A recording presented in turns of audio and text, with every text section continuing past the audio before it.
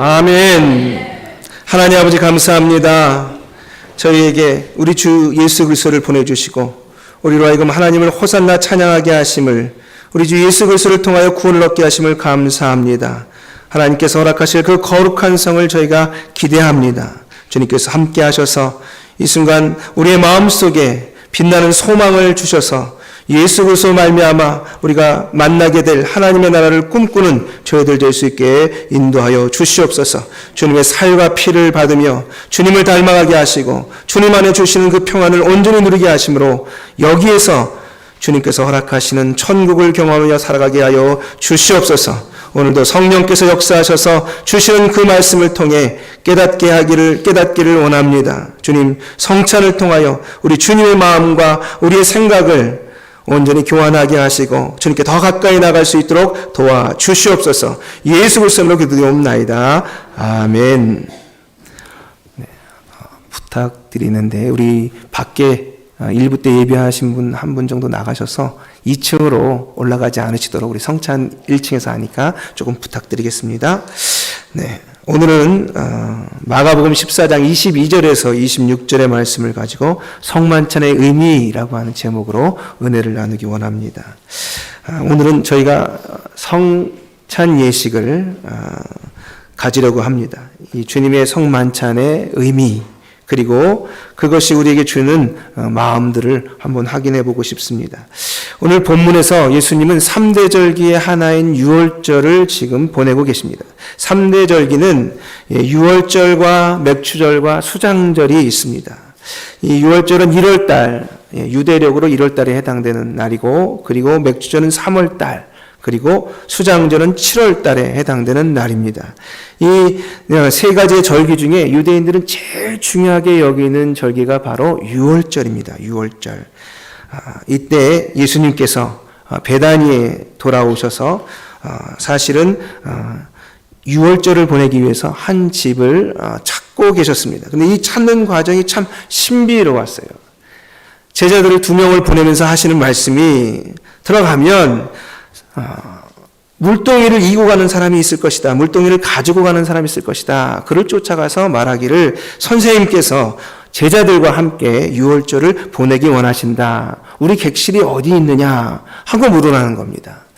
여러분, 이 질문 자체가 좀 당돌하지 않습니까? 무슨 부탁을 한 것도 아니고 또 미리 얘기한 것도 아닌데 길을 가는 사람들을 붙들고 우리 주님 예수님과 함께 유월절을 보내려고 하는 장소가 필요하다. 어디로 가면 되느냐 하고 물어보라는 겁니다.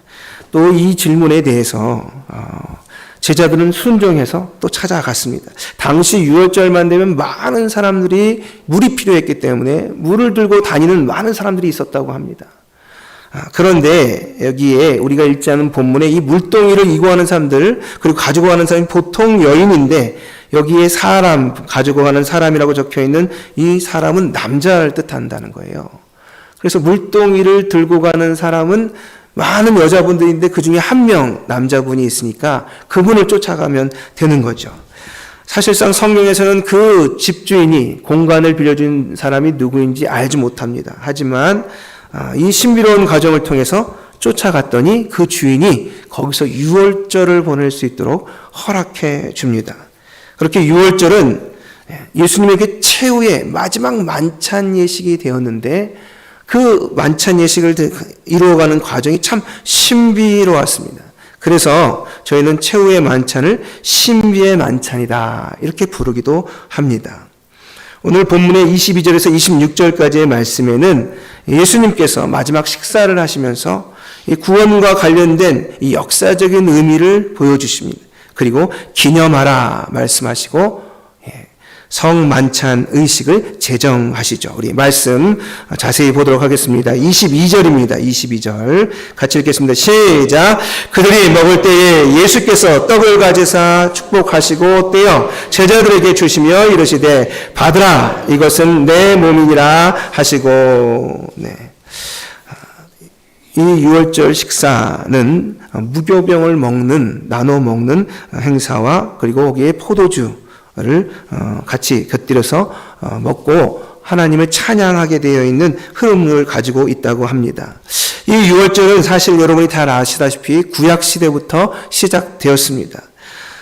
이스라엘 민족이 애굽의 압제를 받고 있을 때 하나님께서는 모세를 통해서 구원하고 싶으셨는데 이 바로 왕이 끝까지 버팁니다. 그래서 마지막 10번째 재앙인 장자 재앙을 통해서 하나님께서 이스라엘 백성들을 구원하시죠. 애굽으로부터 구원하십니다. 그때 사용되었던 제사의 도구가 바로 다름이 아닌 1년 된 흠없는 어린 양이었습니다. 이 어린 양을 죽여서 잡아서 그 피를 임방과 문설주에 발랐을 때 죽음의 사자가 애굽에 있는 많은 장자들, 왕으로부터 그리고 저 노예에 있는 많은 장자들의 아이를 다 데려갔지만 그 중에 피가 발려진 집은 그대로 스쳐 지나가고 간과하여 지나가서 그 집에는 곡소리가 없었다라고 이야기합니다. 그때 이 어린 양의 피로 살아남은 집안들, 그들이 다 이스라엘 사람들이었습니다. 그때 그렇게 어린 양이 대신 죽고 태어난 첫 아이들이 살아남았기 때문에 예수님은 어린 양으로 스스로를 비유하셨습니다. 예수님은 자신의 죽음으로 말미암아 이스라엘 백성들이 어린 양에 의해서 구원받은 것처럼 내가 십자가 짐으로 말미암아 너희가 구원받게 될 것이다 라고 지금 말씀하고 있는 것입니다. 예수님께서 우선 빵을 자르셨습니다. 이 빵은 발효가 되지 않아서 누룩이 안 들어가지고 누룩이 들면 안에 스폰지처럼 이렇게 누르면 폭신폭신합니다. 그런데요, 발효 효소가 안 들어가면 딱딱하답니다. 빵이. 이 딱딱한 빵을 잡아 찢으셔서 떼셨습니다. 그리고는 말씀하십니다. 받으라, 이것은 내 몸이니라 말씀하셨습니다. 이 예수님께서 잡아 뗀다라고 하는 이 표현은 찢는다라는 뜻입니다. 예수님은 결국 자신의 그 살을 찢기셨다는 것이죠. 그리고 십자가에서 수많은 피를 흘리셔서 자신의 영혼을 하나님께 드림으로 인해 우리가 새로운 생명을 얻게 되었다는 것을 상징적으로 보여주고 있는 것입니다. 여러분, 예수님은요, 요한복음 6장에 보면 오병이어 사건 이후 자신을 항상 생명의 떡이라고 부르십니다. 우리나라 말 표현을 하면 생명의 밥이죠. 밥은 매일 먹어야 합니다. 그래야 생명이 유지됩니다. 요즘 좀 배불러서 다른 간식거리를 먹고서 배불러서 다 안 먹을 수는 있어도 이것을 안 먹기 시작하면 살아남는 사람이 아무도 없습니다. 그러므로 영적인 생명을 유지하려면 저희는요, 반드시 예수님의 살을 먹어야 합니다. 오늘 그 예수님의 살을 받는 시간이 되는 줄 믿습니다.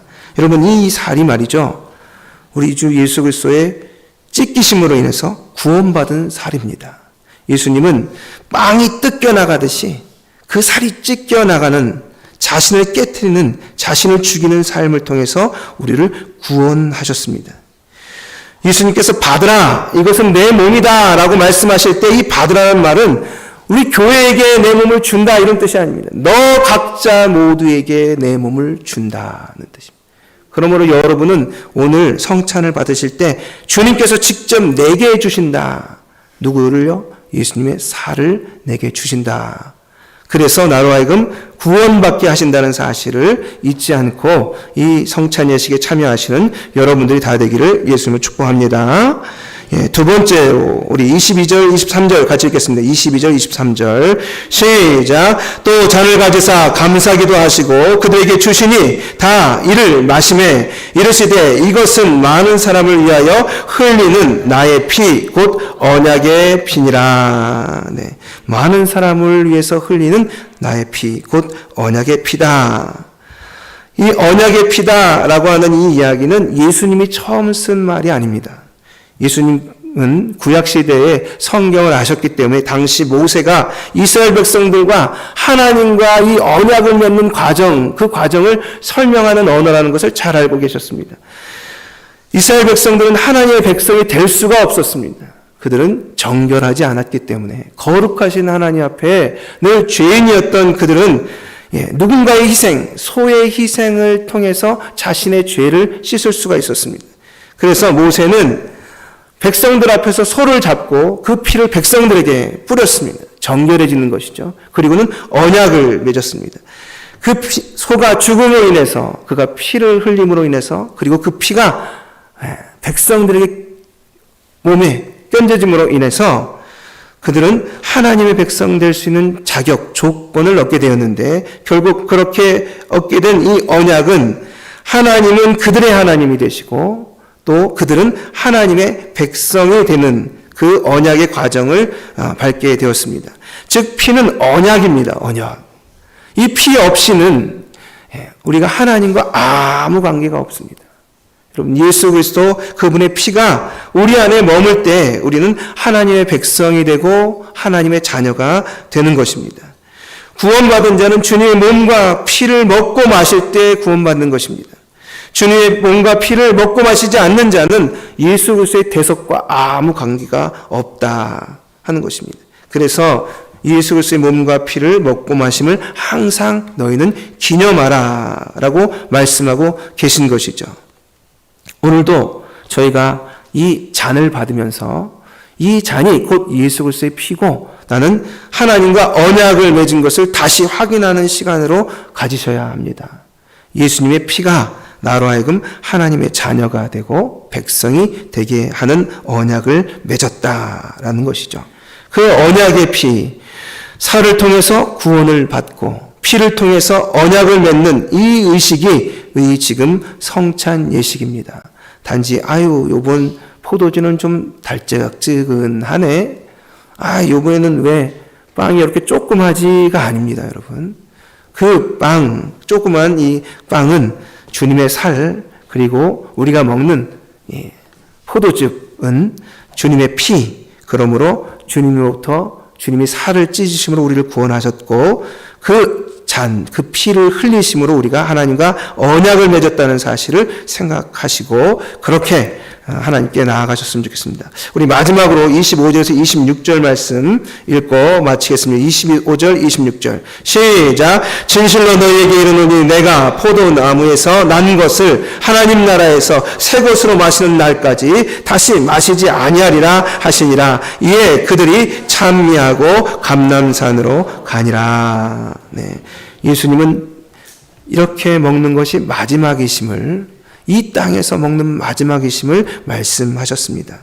여러분, 제자들이 유월절에 먹는 포도주와 그리고 떡을 뗄 때 예수님이 이것이 내 살이고 내 피다라고 이야기할 때 그 의미를 알았을까요? 몰랐습니다. 예수님이 십자가에 죽는다는 것조차도 거부하고 있는 제자들에게 있어서 예수님의 죽음은 생소한 것이고 그 이유를 잘 알 수 없는 것입니다. 예수님이 자신의 피를 너희가 마셔야 하고 내 살을 먹어야 된다고 말씀하실 때에도 그들에게는 와닿지 않았습니다. 심지어 예수님이 왜 죽으셨는지, 그 피가 무슨 의미인지, 그 살이 무슨 의미인지, 그 떡과 포도주를 마시는 저희도 와닿지 않습니다. 하지만 하나님의 나라에 가면 우리 주 예수 그리스도로 말미암아 마지막 만찬이 아니라 영원한 잔치가 벌어질 것입니다. 그때는 더 이상 그것이 살이고 그것이 피이고 이야기하지 않아도 우리의 가슴으로 느껴지고 떡 하나를 입에 집어넣을 때 그 감격의 눈물이 흐르고 포도주 한 모금을 입에 물을 때 주님의 향기가 우리의 몸에 배어나게 되는 아름다운 일들이 있을 것입니다. 저희는 그것을 꿈꾸며 오늘도 잔을 받고 또 떡을 떼었으면 좋겠습니다. 그 마음으로 오늘 이 성만찬에 참여하시는 여러분들이 되기를 예수님으로 축복합니다. 기도하겠습니다. 하나님 아버지 감사합니다. 하나님 아버지, 저희가 이제 떡을 받습니다. 그리고 저희가 잔을 받습니다. 주님, 그 의미를 잊어버리지 않도록 인도하여 주시옵소서. 하나님, 떡을 뗄 때에 주님의 살을 먹게 하시며 잔을 받을 때에 저희가 주님의 피를 마시듯 마시게 하여 주셔서 우리 몸 안에 주님의 피와 주님의 살이 채워지게 하시고 주님께서 허락하신 구원과 약속이 저희 삶에 성취되는 은혜를 누릴 수 있게 도와주시옵소서. 예수 그리스도로 기도합니다. 아멘. 찬송가 171장 함께 부르시겠습니다. 찬송가 171장 함께 부르시고 기도하는 시간 갖도록 하겠습니다.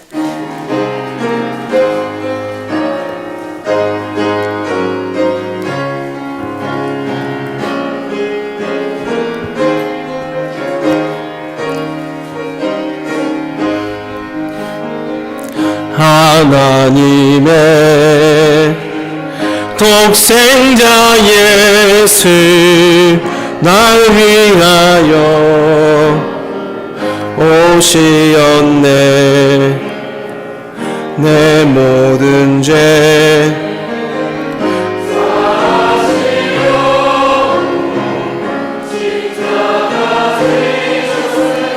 다시 사셨네. 살아계신 주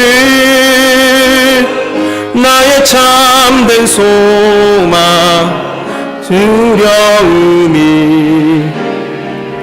사라지네. 사랑의 주 내 갈 길 인도하니 내 모든 삶의 기쁨 늘 충만하네. 주 안에서 거듭나느니 기뻐하며 찬양하리. 가슴 속에 넘치는 확신 우리의 가는 길에 소망 넘치네. 살아계신 주 나의 참된 소망 두려움이 사라지네. 사랑의 주 내 갈 길 인도하니 내 모든 삶의 기쁨 늘 충만하네. 선한 싸움 다 마친 후에 우리 주님 배우리라. 사망 권세 다 물리치고 주님이 다스리니 영광 넘치